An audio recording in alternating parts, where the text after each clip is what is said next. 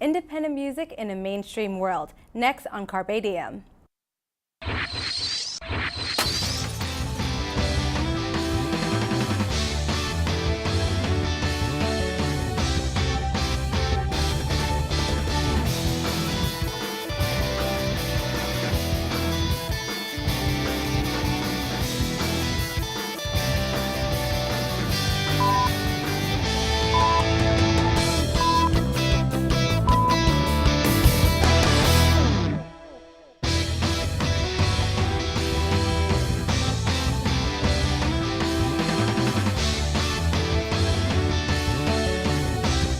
Hello and welcome to Carpe Diem. I'm Krista LaCosta.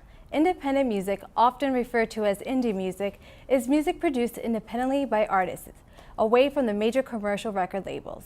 These artists often find themselves not only recording music on their own, but also publishing it and using social media like Twitter, Facebook, or YouTube to get their music heard. Joining me today are Lauren Diamond and Brian Colburn, two independent artists whose passion for music helps them grow each day. First up is singer-songwriter Brian Colburn. Let's take a look at a performance of his song, Here We Are.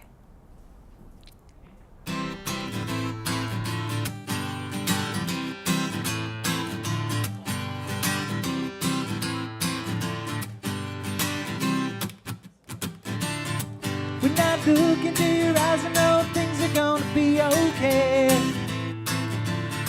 You know, a smile like that can wash all the rain away.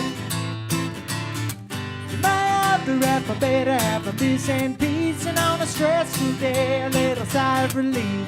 I'm still thankful that life turned out this way. Here we are, and here we'll be, just the sun and the sand and the feel of a cooling breeze. Let's drift away, just you and me, and the memories that we made one summer day. Ooh yeah, yeah, yeah, yeah.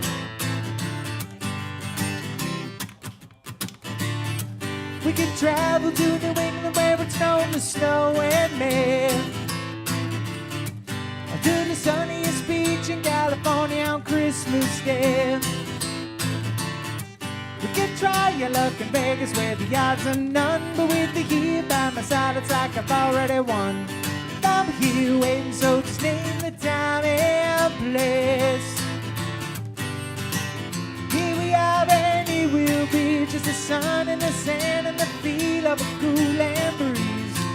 Let's drift away, just you and me, and the memories that we made one summer day.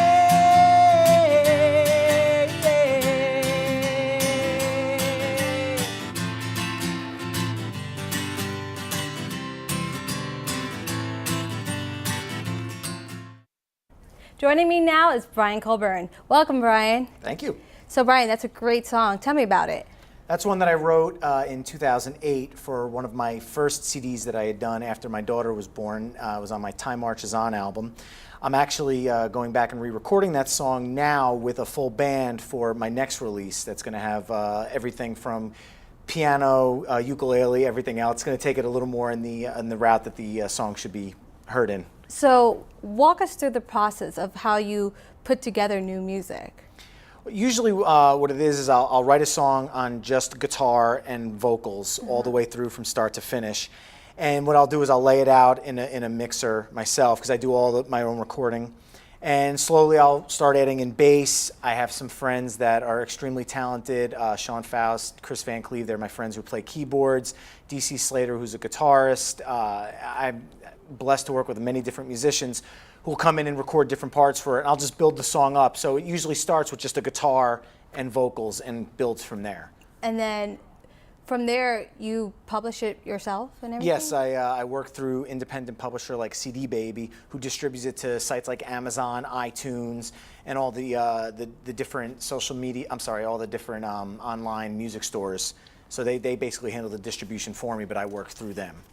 You know, the industry has changed for artists. As an independent artist, how do you fit in? It's Very different than it was 10, 15, 20 years ago. What it is now is everybody used to be fighting for one spot on a CD. If you had a mixed CD, and I'm only going back not too many years, 17, 18 songs fit on a CD. Yeah. Now you have an iPod that holds 10, 15, 20,000 songs, and artists all over the world are competing to be one in 20,000. The odds on being heard are a lot less than if you were 1 in 20 on a CD. So basically, you think of all the different independent musicians that are out there, how many songs are selling on iTunes in a given year. And that's the challenge that it's become for original artists now. How do you make your music stick out so that somebody wants to put your song at the top of the 10,000 playlist as opposed to somewhere that it might never get heard after the one time they buy it? So would you consider music to be a disposable art form at this point? Unfortunately, to some people, yes, it is, because unlike an art form like a painting that someone puts up on their wall, you have a certain amount of wall space. You put a painting on there, that's your wall space is complete. If you have an iPod with 10,000 songs, it's very easy to just keep adding and adding and adding and moving and depleting, the songs from the iPod. So it almost becomes like a very disposable. What are you in the mood to listen to? You just switch things out on an iPod. Plus, with 10,000 songs, how much time does somebody have in a given day just to listen to music? So people see it like that, and unfortunately, I think that's one of the reasons where CD sales and music sales overall have declined, because people just realize, why support an entire album from an artist? If there's one song I like, I'm just going to buy that, cherry pick, and move on, and that's kind of a challenge. So how do you personally get your music heard and out there? I'm playing a lot of live shows this year. I know a lot of musicians are out there full-time on the road. I unfortunately don't have the funding or financial backing to do that, but I've played over 30 shows this year between New Jersey and New Hampshire. Regionally, I play my shows. So between building audiences that way, mailing lists that I do at the shows, keeping connected with people on social networking like Facebook and Twitter and YouTube, Reverb Nation, all the different sites, and maintaining a presence on all of those sites, because the people that go to those sites, they're there all the time. So you need to maintain a presence at that site all the time, on top of recording, on top of playing live shows. So believe it or not, even for someone who does not do it full time, it is a full-time job. And you fund all this yourself, correct? Yes. Anytime, if you were to contact me on my website, on Facebook, Twitter, anywhere else, it's always me. I don't have somebody that runs my social networking site. Like a lot of the social Twitter pages are run by a PR firm for the artist. Yeah. If you contact me through any one of those mediums, you're always going to be talking to me. I'm the one who runs everything. And what genre would you consider your music to be? Because a lot of people see independent music and they consider indie music its own genre. But in reality, it's not, because you could have an indie country artist, an indie pop artist. What would you say you are? I describe my music as acoustic pop rock. Pop rock, unfortunately, now gets lumped in with so much. I have to add the word acoustic onto it so that people realize that it's not pop rock like a Lady Gaga or an LMAFO. It's more acoustic-based rock, along the lines of like a Matchbox 20. I'm more in line with like a Tom Petty in my opinion. That's the style that I'm very influenced by. But newer bands like that where it's more rock-based and the less focus on the word pop. You mentioned a lot of celebrity names there. Is there one person or a group you would love to have a collaboration with? Oh man, there's an endless number. I had the chance to open for Blues Traveler in 2009, and I'd be lying if I say that it wouldn't be a dream of mine to have John Popper come and play some harmonica on a track. Tom Petty, maybe some of the great guitarists of all time. If Eric Clapton were to decide to want to lay down some leads in my track, I probably would not be offended in any way, shape, or form. Well, I want to thank you, Brian, for joining me today. And now let's take a look at his in-studio performance of Brand New Day.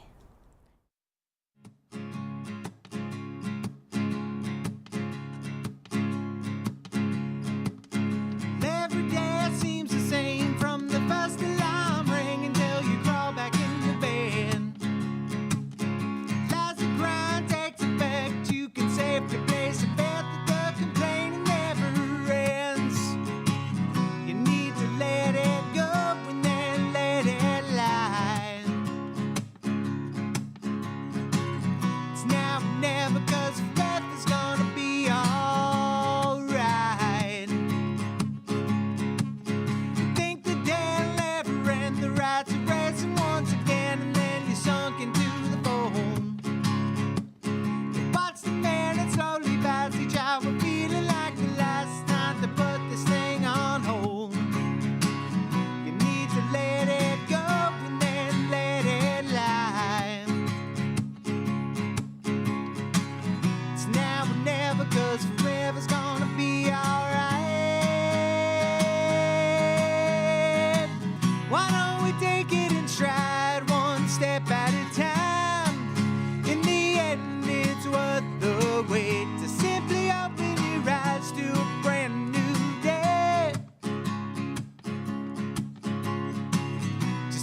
chance on life before it passes you by. Right now is never too late to simply open your eyes to a brand new day. Brand new day. Yeah, yeah, yeah. Oh, yeah.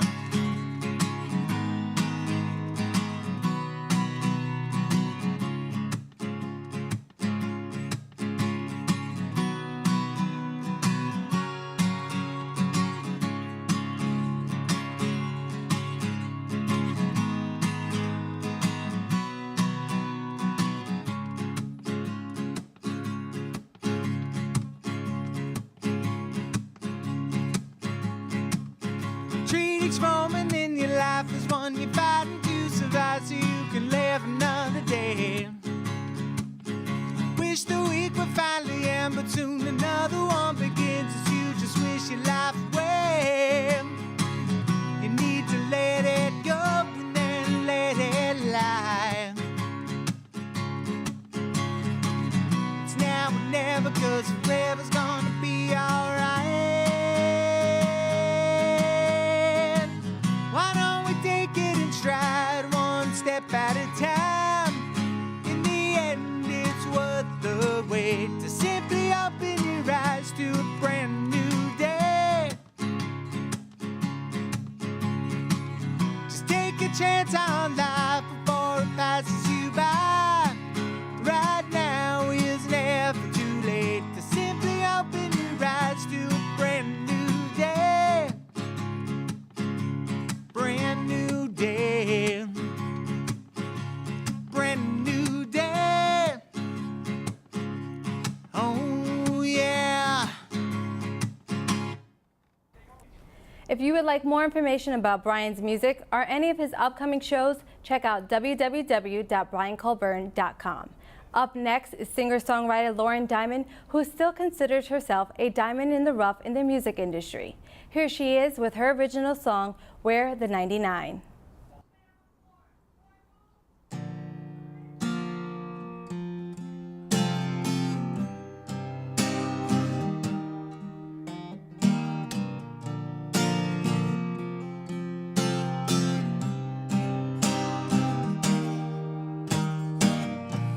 We're standing on the streets, got no money left and nothing here to eat, but we keep our heads held high. We're paying all this cash, not knowing if we ever get that back. Keep working these long days and long nights.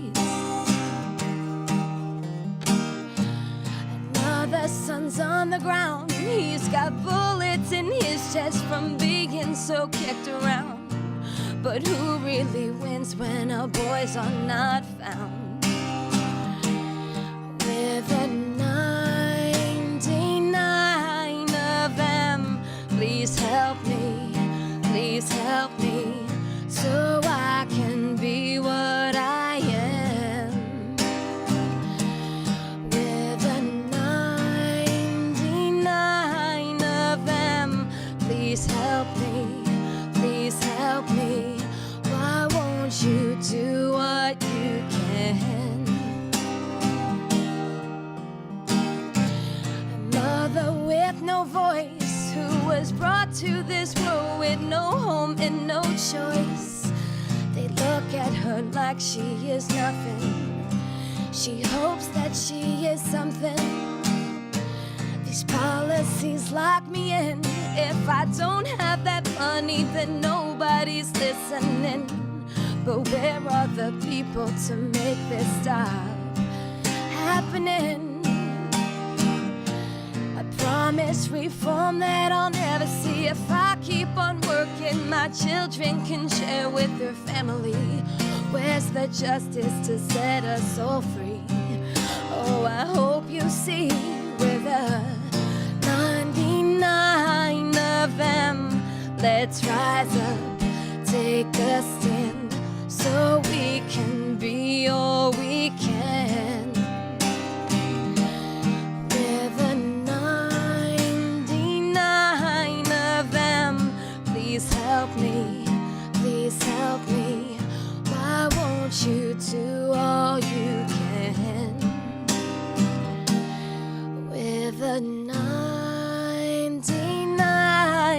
of them. Please help me, so I can be what I am.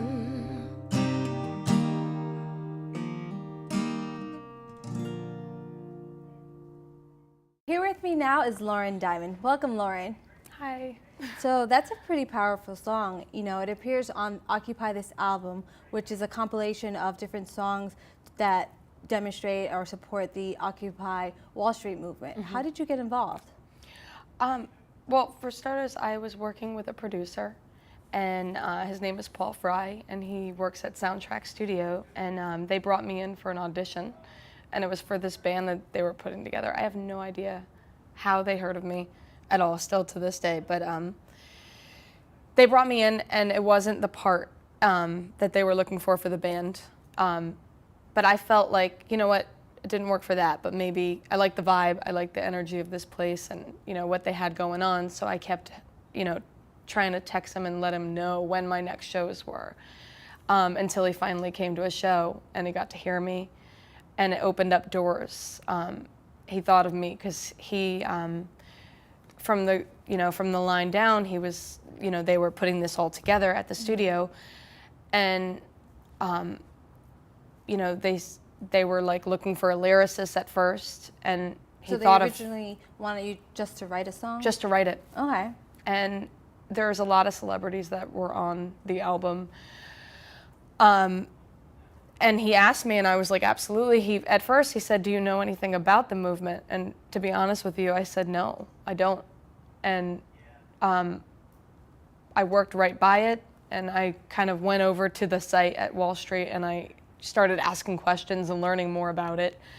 And I didn't know if it was going to get chosen or anything at all. I was kind of, you know, people were in sleeping bags and people were really heartfelt for it. And I started looking online and I learned more and more about it as I went, and I wrote the song because I didn't want to just write it based on, you know, facts. I wanted to actually feel something for the event. So, and I stayed there until I felt emotional. And I wrote the song, gave it to them. I contacted musicians, friends of mine, and we literally put this together and knocked it out in a week, and we just polished it from there on. It was kind of not decided whether it was on or it wasn't on the album for a while. And I didn't think I was singing it, and to be honest, I didn't care if I was singing it. I just was like, I want to be a part of this. So you know, how was it when you got the call and they told you, you're going to be singing the song, we want you as the vocals? I honestly felt like relieved, and I felt like I could breathe because I didn't know. You know what I mean? They were like, you're on it. No, you're not. No, you're on it. No, you're not. And I'm on the same, you know, disc as Joan Baez, and I'm right next to Arlo Guthrie, and, you know, it's just like, it doesn't calculate. I'm just like, whoa, this is real, you know? So let's step away from this album a little bit and just tell me, how did you get involved with music? Because I understand you're an independent artist and you put out a lot of your own music. I've always written. Like, I've always been a writer, and I started doing acting from a young age. And my freshman year, I went to Rowan University, and I went for acting. And then I kind of gravitated into broadcasting, and I still had my singing, and I was going to venues on my off time during school, and at this point I didn't play an instrument, and I would stomp my feet and snap my fingers and just make up stuff just to get out and feel. And I learned guitar when I got into it at 18, and I became serious at it at about 21. Okay. So I'm 30 now, so I have been playing since and just kind of been building and building. And you're currently working on a new EP. And can you tell me about the process of making that album? The process, honestly, I just, I have a bunch of recordings. I mean, and then I got to a point where I was like, okay, I have all of these pieces here, and now I have to slow down and take a step back objectively and put them together so I can have a polished piece. I go to a jam band night every Monday night. Richie Kanata hosts a jam band at the Bitter End, and it's like a really big venue, and he I've gotten to meet a lot of musicians. So one of the musicians there, I pulled him aside and I said, you know, I was talking to him about this, and he's starting on a low budget with me, and we're just kind of starting small. And one of the songs that you're working with is called Falling. Can you tell me about that song real quick? Fallen. It's, I wrote it, I want to say almost 8 years ago, maybe 5. I don't even remember when I wrote it. And I wrote it of the idea of what I wanted love to be. And I don't think I've ever fallen in love at this point. It was just kind of like the concept of what I was looking for, and I was kind of, it just came out. Like I just wrote it.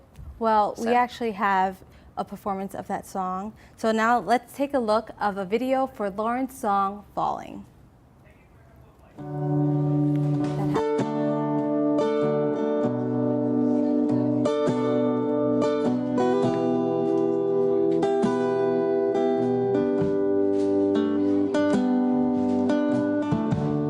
You're so sweet, darling.